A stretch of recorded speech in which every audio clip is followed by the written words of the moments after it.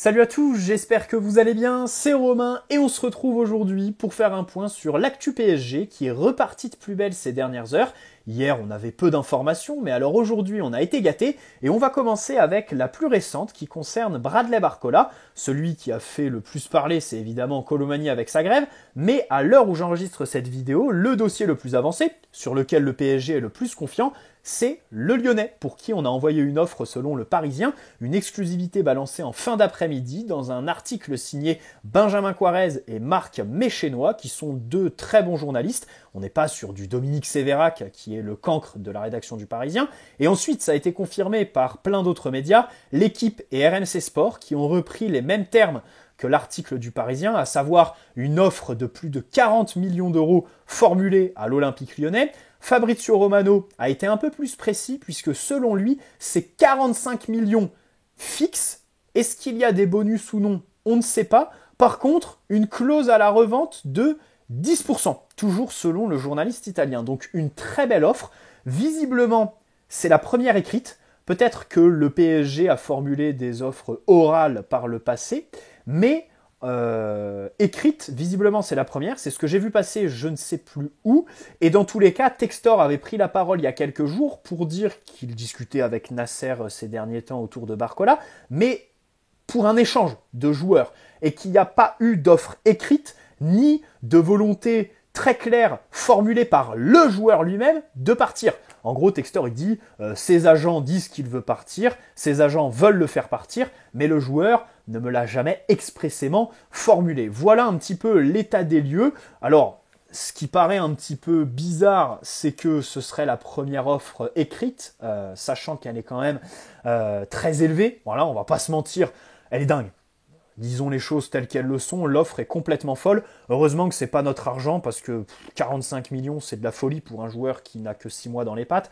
Mais bon, le PSG en matière de dépenses cet été c'est quand même du très très lourd. D'ailleurs si les Lyonnais ne l'acceptent pas, bah, c'est les derniers des abrutis, soyons très clairs. Mais voilà, dans tous les cas, première offre écrite aussi haute, ça me paraît un petit peu bizarre, voilà. Bon, le joueur, évidemment, on est d'accord avec lui depuis quelques jours, hein, on discute. Bon, en même temps, c'est facile. Son agent est George Mendes, je crois, depuis le 1er août. Donc forcément, là, Luis Campos, il est plus enthousiaste à l'idée de négocier que sur le dossier Randall Colomani, bien évidemment. Bon, bref. Donc, dans tous les cas, l'offre, pour moi, est surpayée, surcotée complètement. Maintenant, c'est comme ça. Je crois qu'il faut s'habituer à ce marché devenu complètement dingue, hein, si tu veux, des prospects. Parce que Barcola est un bon prospect, hein, au-delà du fait que c'est surcoté. Maintenant, la vraie question, c'est qui est sous-coté, quoi. Quasiment tout le monde aujourd'hui sur le marché. Limite aujourd'hui un Manuel Ugarte à 60 millions, quand tu vois les transferts qui sont faits en Angleterre cet été, tu te dis limite, ça c'est quelque chose de sous-coté quoi. Payer une clause libératoire comme ça, 60 patates début juin, limite, au vu de ses performances sur les premiers matchs, s'il continue, ce sera sous-coté quoi. Ce qui paraît quand même totalement dingue. Voilà. Mais bon bref. C'est comme ça, c'est le nouveau football. Ça n'en reste pas moins que Barcola est un bon joueur de côté, qui à la différence d'un Dembélé par exemple, va proposer beaucoup plus dans la profondeur. Voilà, il peut recevoir le ballon lancé. Dans le dernier tiers, il me paraît un petit peu plus juste. Dans le dernier geste, au niveau des passes décisives. Voilà. Et en plus, il est capable de jouer à droite comme à gauche, donc ça t'apporte de la polyvalence. J'ai l'impression que le club veut le faire en plus de Colomani. Hein, c'est pas le plan B de Colomani, mais le PSG veut les deux. Ce qui voudrait dire que du coup, on voit Randall comme un buteur, comme un numéro 9, un joueur d'axe, et Barcola comme ton ailier. Parce que forcément, vraiment, là, tu as besoin de quelqu'un derrière Dembélé et Mbappé, qui sont globalement tes deux seuls ailiers. Et encore, Mbappé est attiré vers le demi-espace gauche plutôt. Lee Kang-in, bien évidemment, on le voit plus comme un milieu. C'était annoncé sur la chaîne depuis le début. Et bah après, en fait, tes meilleurs joueurs de profondeur de côté, c'était latéraux, quoi. Hakimi, qui doit absolument bosser son dernier geste en matière de choix et d'exécution technique. Et Nuno Mendes, qui, on l'espère, va être tranquille avec les blessures cette saison. Bon, voilà.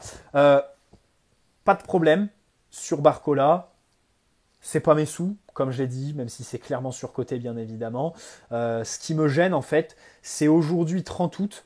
après un mois de rumeurs, en être là, quoi. En être toujours au même stade, à formuler sa petite offre pépère, et les plans B, bah on attend en fait. Premier point, le PSG ne développe pas assez ses plans B.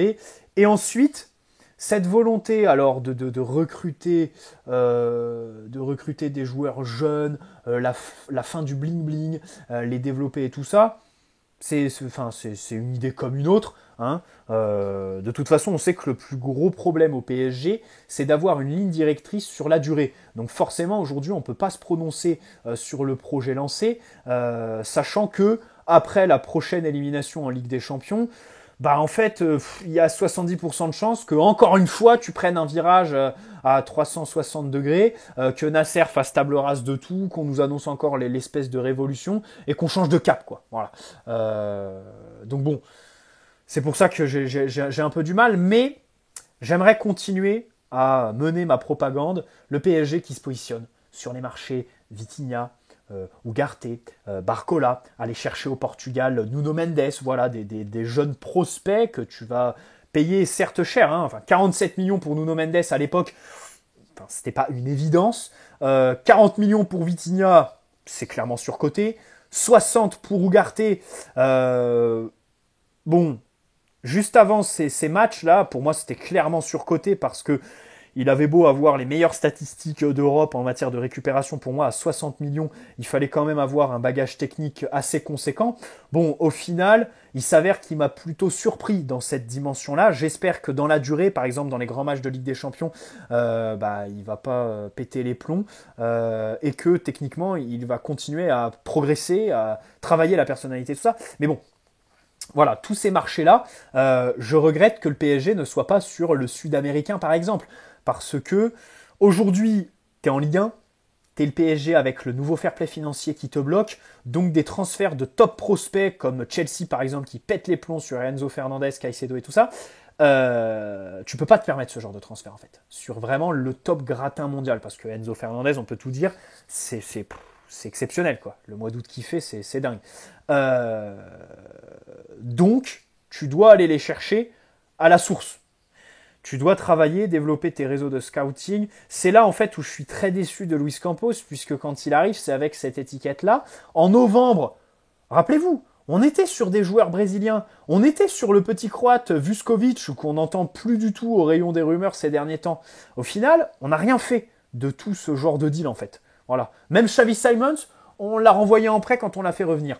Donc, je milite pour que le PSG travaille beaucoup plus le marché sud-américain, parce que quand je vois Enzo Fernandez signer donc à Chelsea après sa super Coupe du Monde, faire la demi-saison qu'il fait au Benfica, alors que en 2021 il te dit que le club dans lequel il veut jouer c'est le PSG et que son idole c'est Marco Verratti. Ça, il le dit quand il est encore à River Plate. Enfin, je me dis, bon, voilà, c'est regrettable, c'est regrettable. Quand je vois que l'un des seuls Sud-Américains qu'on signe en provenance de là-bas directement sous l'RQSI, c'est Lo Celso. Lo Celso qui est signé non pas parce que ton scout le trouve bon dans un vieux match au fin fond de l'Argentine, mais parce qu'un ancien tennisman argentin, copain avec l'émir du Qatar, lui suggère ce nom et l'émir demande au club de boucler. Bon, tu te dis, il y a quand même un petit problème, c'est dommage. Voilà, c'est dommage. Donc aujourd'hui, dans le foot où la Ligue 1 n'est pas forcément le championnat le plus attractif, où tous les jeunes qui sont dans les clubs intermédiaires, style Allemagne, Portugal, rêvent de Première Ligue ou alors du Real Madrid, si tu veux les top prospects, voilà, Vinicius, Militao par exemple, Antero Henrique, je crois qu'il le voulait quand il était encore au Brésil, et à Porto aussi, si je dis pas de bêtises, il le voulait. Donc voilà, j'aimerais vraiment qu'on développe le marché sud-américain dans cette, enfin, si tu veux mettre en place cette politique de non bling bling et de joueurs à fort potentiel pour le futur en fait. Voilà, les top prospects. Et si tu ne veux pas surpayer, après, si tu veux surpayer, pas de problème. Tu peux surpayer tes jeunes qui n'ont aucune expérience en Ligue des Champions, mettre 45 millions sur Bradley Barcola. Mais bon, quitte à surpayer, je préfère rester sur la lignée qu'on avait jusque-là, à savoir surpayer des joueurs confirmés avec un talent certain, style voilà les Cavani, les Di Maria, tous les joueurs que tu as signés, Neymar 222 millions. Bon bref, c'est un débat un petit peu sans fin. Voilà.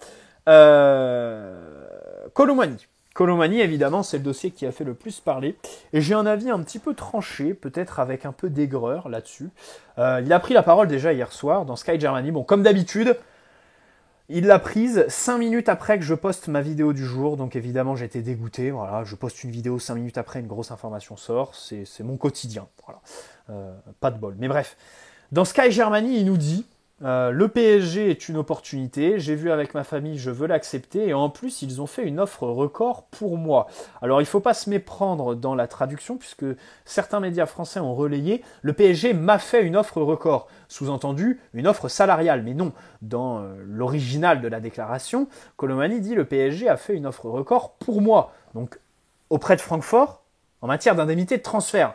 Évidemment, au-delà de 70 millions, oui, c'est une offre record, hein, on va pas se mentir. Et c'est complètement surcoté, mais bon, de toute façon, ça je crois que, bon, on va arrêter d'avoir ce débat parce que c'est sans fin. Et donc j'aimerais saisir cette opportunité, j'aimerais que les deux clubs se mettent d'accord, que ce soit facilité. Bon, parler publiquement, honnêtement, ça m'a fait plaisir. Ça m'a fait plaisir parce que ça fait longtemps qu'on n'a pas eu un joueur qui fait le forcing comme ça pour venir chez nous. Et surtout, il remonte dans mon estime parce que j'avais vraiment en travers de la gorge sa déclaration début juin où il dit pour tous les jeunes qui ne rêvent pas de la Première Ligue, c'est un rêve plus que retourner en Île-de-France qui n'est pas une obligation quand tu es natif de là-bas. Bon bref, au final, il s'avère aussi qu'à sa décharge, à cette époque-là, le projet du PSG n'était pas aussi clair, on n'avait pas signé Luis Enrique, fait le mercato qu'on vient de faire, donc bon, il remonte dans mon estime par rapport à ça, sur la prise de parole publique hier qui est quand même très courageuse. Maintenant, ce matin, on se réveille et il a fait grève. Il n'est pas à l'entraînement, à la veille d'un match de barrage pour la Conference League. Au match aller, ils ont fait 1-1, donc tout reste à jouer, et donc il ne va pas jouer demain. En plus, il est à Paris. C'est là en fait où je me suis dit, ouais non, il abuse. Quand j'ai lu, il fait la grève de l'entraînement, je me suis dit, ouais, c'est un vaillant. Mais quand j'ai lu, il s'est déplacé à Paris, il est avec sa famille et il attend l'accord, ouais, là, je me suis dit, peut-être qu'on est un peu dans l'abus. Là, j'ai l'impression que la manœuvre n'est pas forcément très saine, tout simplement parce que, en fait, j'ai pas envie qu'on me fasse. Enfin, j'ai pas envie, qu'on fasse ce que je veux pas qu'on me fasse. C'est-à-dire que je me dis, si un joueur du PSG avait fait ça, je pense que j'aurais bien eu le seum, en fait. Et donc, voilà, je me dis, ça me gêne un petit peu qu'il fasse ça à son équipe. Et puis en plus, il le fait tard, quoi. C'est ça qui me fait marrer, c'est qu'il le fait le 30 août, alors que ça fait un mois qu'on négocie, un mois sur lesquels le PSG pouvait s'activer, évidemment, hein, sur lesquels Francfort pouvait aussi s'activer, on y reviendra, pour trouver un remplaçant à Kolo Muani. Mais bon, le faire le 30 août, au risque de te retrouver dans 48 heures dans le même club, avec du coup une ambiance un petit peu morose pour le reste de la saison, bon, c'est un peu compliqué, même s'il est assuré d'être réintégré. C'est comme Marco Verratti en réalité. Voilà, le mec, bon, il a envie de partir, ça négocie, il sait très bien que s'il reste, il va continuer à jouer. Surtout que, voilà, Francfort ont vendu un certain nombre de titulaires. Donc voilà. En plus, alors l'année dernière, Kolo Muani signe libre, hein, en provenance de Nantes. Donc, il pouvait très bien demander un contrat de 3 ans plutôt que de signer 5 ans, ce qui fait qu'aujourd'hui, son club est en position de force absolue, puisqu'il faut racheter 4 années de contrat, ce qui fait augmenter la valorisation de l'indemnité par le club vendeur, bien évidemment. Bon, comme il signait libre à l'époque, il n'y avait pas d'indemnité à amortir pour Francfort, il aurait pu leur dire, les cocos, faites-moi plaisir, signez-moi seulement 3 ans, ou mettez une option, un truc comme ça. Mais voilà, au final, il a signé 5 ans, donc voilà, le contrat est en vigueur, tu le respectes. Après, de l'autre côté, c'est vrai que normalement, il est en grève, il ne sera pas payé pour la journée de grève qu'il a fait, et celle qu'il fera par la suite. Donc ça aussi, ça remet un petit peu d'équité dans les jeux. Maintenant, bien évidemment, Francfort, il se dit dans les médias que il demandait une somme, le PSG l'a mise, et au final, ils ont changé de discours vis-à-vis du PSG en demandant plus, et ils ont tenu un double discours avec Kolo Muani. La semaine dernière, le directeur sportif lui dit « T'inquiète, on va faire ton transfert dans les prochains jours, ça va être facilité », et au final, ils font traîner avec le PSG, ils augmentent leurs exigences une fois que l'offre est formulée. Donc vraiment, ça, c'est pas très clean si c'est vrai. Alors ok, de l'autre côté, le PSG a des sous. Hein, je pense que les gens, quand ils lisent dans la presse la lettre du PSG à Mbappé dans laquelle Nasser lui dit si tu pars libre, ça va mettre à mal nos finances, alors que tu as dépensé quasiment 300 millions sur le mercato et que ça risque de finir à 400 si tu fais Barcola et Colomani d'ici à vendredi soir, ça va être compliqué. Voilà, c'est bien drôle, quoi. C'est pour ça que d'un côté, Francfort, voilà, ils font augmenter les enchères, ils n'ont pas de problème d'argent. En plus, ils ont une équipe qui est quand même assez affaiblie. Voilà, ils ont vendu leur milieu offensif, Lindstrom, je ne sais plus comment il s'appelle, 30 millions au Napoli. Kamada qui est parti libre, Ndika aussi. Donc voilà, ils n'ont pas de remplaçant, le timing est serré pour en trouver un. Donc c'est vrai que, bon, voilà. Toi, tu as ta masse salariale libérée, Messi, Neymar, tu as fait un de tes meilleurs mercatos de ton histoire en matière de vente.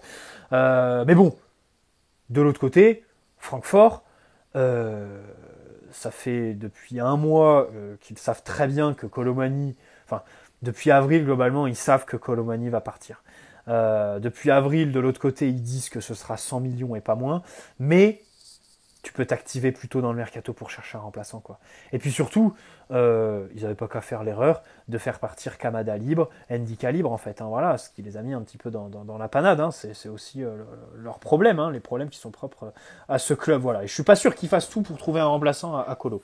Hein, parce que Ekitike, par exemple, il y a Brentford qui s'est positionné ces dernières heures, en plus de West Ham et Crystal Palace, c'est exceptionnel. Alors hier, je parlais de son salaire, puisque Plettenberg, journaliste allemand, a annoncé que Ekitike touche 7,5 millions au PSG, en brut bien évidemment, ce qui se rapproche des infos de Riolo l'année dernière qui disait Ekitike touche 600 000 par mois, ce qui fait 7,2 millions à l'année. Hier je vous disais, bon, je sais pas trop si je crois à cette information, mais aujourd'hui, avec le recul, j'y réfléchis, quand tu vois que Ekitike préfère l'Angleterre plutôt que Francfort, je pense que ça doit être parce que les 7,5 millions, les Anglais lui proposent et pas Francfort. Tu vois ce que je veux dire, hein, parce qu'en matière de salaire, il est tellement dans des gammes élevées qu'il n'y a que l'Angleterre qui pourrait l'intéresser pour ne pas perdre d'argent, tout simplement. Voilà. Parlons un petit peu de Verratti. Le PSG et Al Arabi, donc club qatari, selon RMC Sport, sont proches d'un accord autour de 45 millions, bonus compris. Ce qui est absolument incompréhensible puisque ces montants, c'est ceux que tu as refusés pour les Saoudiens, Al Hilal, qui sont plus sur le coup parce qu'ils ont bouffé toute l'enveloppe mercato, et Al Ahly parce qu'ils ont recruté Gabri Veiga, 21 ans en provenance du Celta Vigo, probablement un des plus grands prospects espagnols. Bref. Donc voilà. Le vendre à ce prix, je comprendrais absolument pas, sachant que tes exigences à la base, initialement, c'était 80 millions, sachant que tu l'as refusé 45 millions aux Saoudiens, et sachant que c'est un club qatari avec lequel tu peux faire des manigances pour essayer d'assainir nos comptes, voilà, en faisant un transfert un petit peu magouille. Comme d'autres clubs le font, bien évidemment. Hein. L'OL, Textor, sur le dossier Ernest Nuama, font ça, tout simplement. Voilà, c'est tout. Il n'y a pas de honte à faire cette espèce de petite magouille. Le seul truc, c'est évidemment ne pas le faire tout le temps. Parce qu'après, les clubs européens, ils vont dire concurrence déloyale et ils voudront plus te vendre leurs joueurs. Mais voilà, une fois pour te débarrasser d'un joueur qui visiblement n'est plus dans tes plans, bon, tu peux te le permettre. Mais là, 45 millions bonus compris, c'est un peu... Bon, après, c'est la deuxième meilleure vente de ton histoire, hein, derrière Neymar. Et devant Gonzalo Guedes. Mais bon, ça n'en reste pas moins très loin, tout simplement, de tes exigences initiales sur le dossier. Alors, ça négocie avec le joueur. C'est pas très clair. On ne sait pas si le joueur Verratti est d'accord avec Al Arabi. Il l'était avec les Saoudiens, mais avec les Qataris, on ne sait pas. Hein, un club où il retrouverait Rafinha et Abdou Diallo d'ailleurs. Bref, bon. Arabie Saoudite ou Qatar, à la place du joueur, évidemment qu'il y va pour l'argent. Hein. Pour les deux, la motivation est la même. C'est le salaire. Maintenant, je fais quand même une différence entre le Qatar et l'Arabie Saoudite, sachant que ces derniers sont sur un projet neuf où il y a des investissements massifs et un championnat, du moins pour ces 5 premières équipes, qui ressemble quand même à quelque chose. Hein, l'Arabie Saoudite, voilà, la Saudi Pro League. Moi, je pense absolument pas que ça aura le niveau d'un championnat européen. Pourquoi ? Parce que c'est axé sur les 5 premières équipes. Le reste, et il y a quand même 16 ou 18 équipes, je crois que c'est 16, mais je sais plus. Le reste, donc une dizaine d'équipes, bah, en fait, c'est les mêmes qu'avant. C'est des équipes, mais nulles, archi nulles, quoi, qui n'ont pas progressé. Alors que nous, voilà, les équipes milieu de tableau, il y a quand même des projets qui sont intéressants. Donc là, en fait, bah voilà, si c'est que 5 équipes, le championnat, je pense qu'il ne sera jamais aussi attractif qu'un européen. Et puis surtout, les joueurs qui signent là-bas, c'est sur des contrats courts. Donc quand ils vont partir librement dans 2 ans, Neymar, Gabri Veiga par exemple à Al-Ahly, comment ils vont faire ? Mais dans tous les cas, à l'instant T, c'est vrai que quand tu es joueur, voilà, aller à Riyad, à Jeddah, avec bah voilà, plein d'autres joueurs, tu peux retrouver Ronaldo, tu peux retrouver Neymar, qui est accessoirement un pote de Verratti. Et donc 5 équipes dans un championnat, donc un haut de tableau qui est plutôt assez relevé. Pour moi, c'est toujours mieux que le Qatar, parce que là, vraiment, le Qatar, si Verratti accepte d'aller dans ce championnat, enfin, qui n'a pas de projet. Enfin, si, là, ces derniers mois, c'était axé un petit peu sur recruter des jeunes, je sais pas quoi. Mais enfin, si Verratti va au Qatar, pour moi, en fait, c'est encore pire que l'Arabie Saoudite, quoi, parce que enfin, c'est complètement paumé, quoi. Voilà. Donc, vraiment, là, ça entérinerait complètement les motivations de Verratti à rester au plus haut niveau. Mais, dans les médias, pour l'instant, on n'a pas d'informations qui vont dans le sens d'un accord avec le joueur. Évidemment, c'est lamentable qu'il ne joue pas, qu'il n'ait pas le droit à des dernières minutes un petit peu au Parc des Princes pour essayer de repartir sur une bonne note, sur un bon match, sur une osmose avec les supporters, parce que pour 6 mauvais mois, qui sont très mauvais, on va pas nier ça, il y a une amnésie totale qui est en train de se créer autour des 11 années qu'il a passé chez nous. Là, enfin voilà, il est viré comme un malpropre, quoi. Mais bon, visiblement, ces derniers temps, c'est le PSG est coutumier du fait. Mais dans tous les cas, ça me gêne vraiment, quoi. Ça me gêne vraiment. Et puis surtout, alors, si le mec est d'accord pour aller jouer dans le golf, ça en dit long sur sa motivation à rester au plus haut niveau. Mais moi, ce qui me gêne, c'est que ces derniers jours, c'est pas du tout comme ça que c'est formulé dans les médias. On nous dit que Luis Enrique et le PSG n'en veulent plus, qu'il n'est plus dans les plans du club. Ça me gêne beaucoup plus d'avoir cette prétention de foutre Verratti dans un entre-deux entre le Loft et le groupe pro, puisqu'il s'entraîne avec le groupe A, mais n'est pas retenu pour les matchs. Sachant que t'as même pas de remplaçant, quoi. Tu parles d'une légende du club, un des meilleurs milieux de l'histoire, un des joueurs les plus capés. Tu veux le faire partir, et non, tu le remplaces pas. Bon, alors à moins qu'on pense que Lee Kang-in peut remplacer Verratti, ce qui me paraît être une aberration totale. Donc voilà, donc la manière dont c'est fait, ça m'attriste complètement pour un joueur, évidemment, pour qui j'ai des sentiments, de l'affection. Mais attention, sur la manière, je tabasse le club, c'est n'importe quoi. Par contre, sur le fond, je n'oublie pas la volonté du joueur.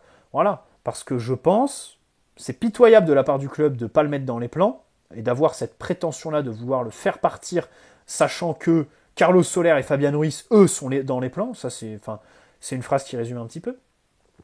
Verratti pas dans les plans, mais Fabian Ruiz et Soler, si, c'est une aberration totale. Mais ne pas oublier aussi la volonté du joueur qui, en fin de saison dernière, paraissait complètement lessivé avec un espèce de ras-le-bol qu'il ne faut pas sous-estimer. Et encore une fois, qu'on comprend s'il existe. C'est ça, en fait. On le comprend, en fait. Voilà, si Verratti est carbonisé par cet environnement puant autour de lui, puisqu'il a été victime quand même de certaines cabales absolument indignes, voilà, absolument irrespectueuses ces dernières années. Vous savez tous à qui je fais référence.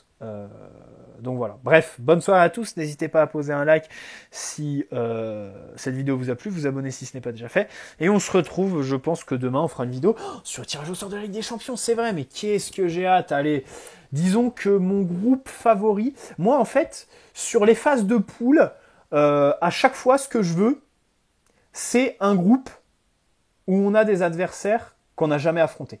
Donc je dirais PSG, Atlético Madrid, Milan AC Et Newcastle, je crois. Je crois que c'est possible d'avoir ce groupe-là. Faudrait que je retrouve les pots. Sinon, il y a Arsenal. Alors, on les avait rencontrés en 2016-2017. Le fameux match où Cavani fait un nombre incroyable de ratés. Mais évidemment, là, c'est pas du tout la même conjoncture. Ça pourrait être intéressant. L'Inter Milan qu'on a eu en match amical. À titre personnel, la Real Sociedad aussi, ça m'intéresserait. Alors, non pas que si on les a dans notre groupe, je pourrais aller les voir au stade puisque j'habite proche, enfin mon père habite proche de Saint-Sébastien. Mais voilà, au-delà de ça, voilà, c'est un stade qui a une bonne ambiance. Et puis la Real Sociedad, c'est toujours cool à affronter. Voilà. Non, mais vraiment, Atlético, Newcastle et Milan AC, trois clubs de trois pays différents avec une sacrée culture, une sacrée ambiance à chaque fois quand tu t'y déplaces. Non, franchement, moi, c'est le groupe que je demande. Bref, ciao les amis, prenez soin de vous et on se retrouve très vite. Ciao.